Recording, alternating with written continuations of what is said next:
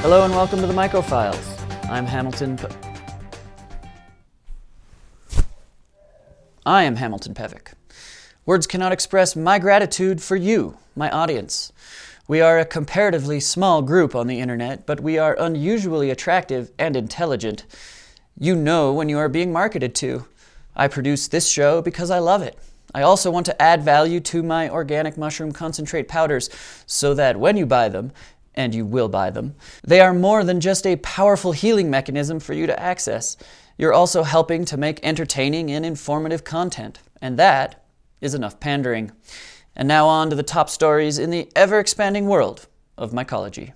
An organization called SPUN, which is the Society for the Protection of Underground Networks, attempts to map the world's underground fungal networks. Their mission is to advocate for those fungal networks and drive innovation in underground climate science, a noble cause by any measure. And a new paper published in the Journal of Astrobiology on February 7, 2022 called Intelligence as a Planetary Scale Process by Adam Frank et al. The paper presents the idea of planetary intelligence, which describes the collective knowledge and condition of an entire planet. In a February 17 article by Tony Tran published on Futurism.com says, quote, "The researchers point to evidence that underground networks of fungi can communicate to suggest that large-scale networks of life could form vast invisible intelligence that profoundly alters the condition of the entire planet." End quote. And Paul Stamets made a Facebook post that says, and I'm paraphrasing, "I told you so." Check page 7 from Mycelium Running. So, with SPUN mapping and protecting mycelial networks, and the networks being the foundation of planetary consciousness, all of this adds up to a kind of overdue self-reflection, and what many mycophiles already believe. The Great Mother is intelligent and conscious. That makes us humans just visitors on this planet fungi. What terrible guests we are. I doubt we will be invited back. In medicinal mushroom news, science stepped in it again with a new study published in the Journal of Psychopharmacology titled Psilocybin Microdosing Does Not Affect Emotion-Related Symptoms and Processing, a pre-registered field and lab-based study authored by Josephine Marshall et al. In a SciPost.org article by Eric W. Allen says preliminary research has indicated that microdosing psychedelics is also associated with a range of psychological benefits, such as increased productivity and reduced stress. Michael Van Elk, co-author of the paper and an associate professor of cognitive psychology at Leiden University, says, quote, "The main interest in this topic stems from an anecdotal reports of people who microdose and say that they experience the beneficial effects," end quote. All the other microdosing research so far does not include a placebo control. And in this double-blind placebo-controlled study, 75 people participated. Van Elk went on to say, quote, "Of course, this does not mean that microdosing is completely ineffective. We only found no objective evidence in our controlled study. But there are indeed many caveats. It could well be that the dosing we used was suboptimal and needs to be fine-tuned on an individual basis. Another caveat is that many people in our study broke blind and they figured out what group they were assigned to. The effects of psychedelics are so obvious even at lower doses that it's difficult to prevent people from figuring it out." End quote. This raises two questions. First, why discount placebo effects if they work to improve one's condition? If you are messing around with psychedelics, then you need to include the power of intention and manifestation as real-world mechanisms for self-healing. In my experience, psychedelics and placebo are intimately connected. And secondly, why publish a study that has been so clearly compromised? Oh, science, you can be a real double-blind asshole sometimes. It's time to check in with our field correspondent and see what's going on in the forest. Hamilton?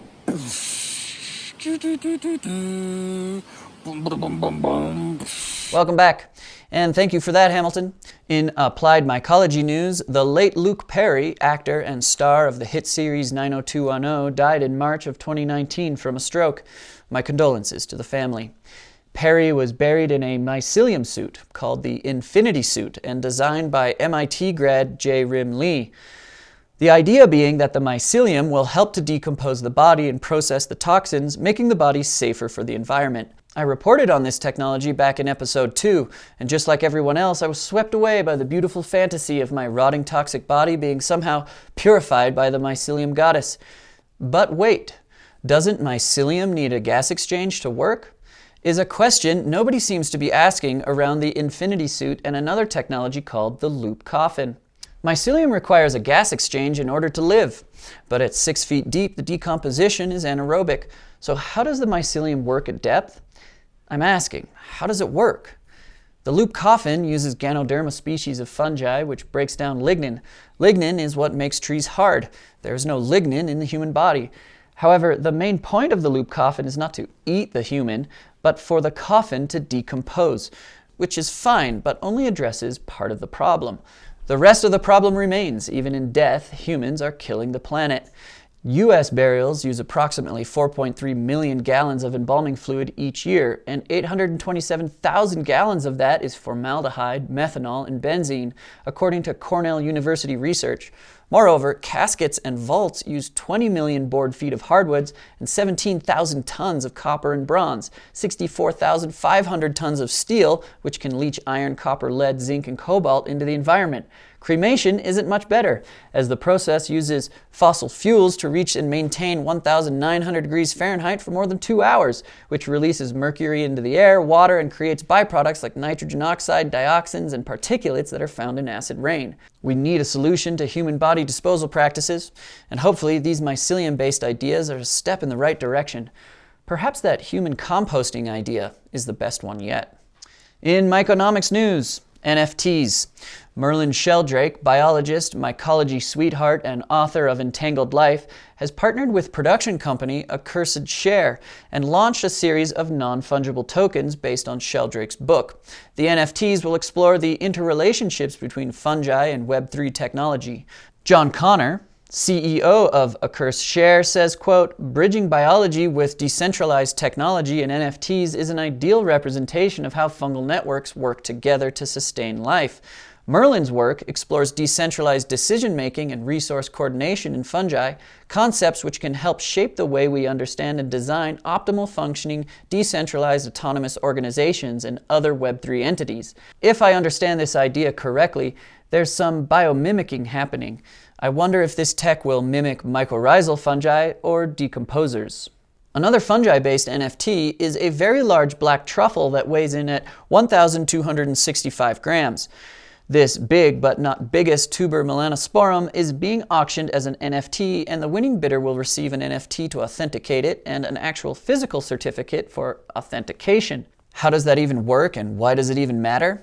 Apparently, an NFT will establish the truffle's provenance, so the crypto-based online NFT will prove that the IRL stinky heavy truffle is true and real.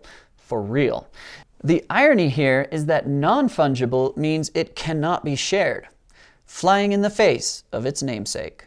In cultivation news, I would like to run a correction. In episode 4, I reported on the spring psilocybin cup organized by Oakland Hyphae, but I used the wrong graphic. Forgive me. The fall psilocybin cup was held in September of 2021.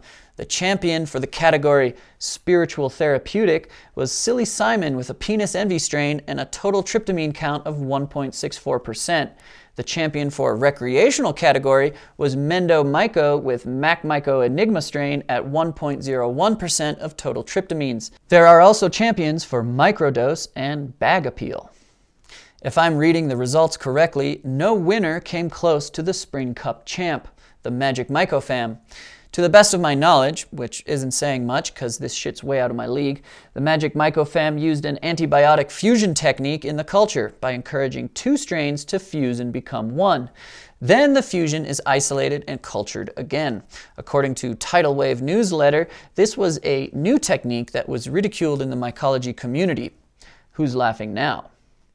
When asked for a comment, the Magic Myco fam said, quote, "You do the work and the work does you." In foraging news, the new Burn Morel maps are now available from Modern Forager. They will guide you to the right places and save you much time wandering through the soot and ashes. Careful out there, burn scars are dangerous places.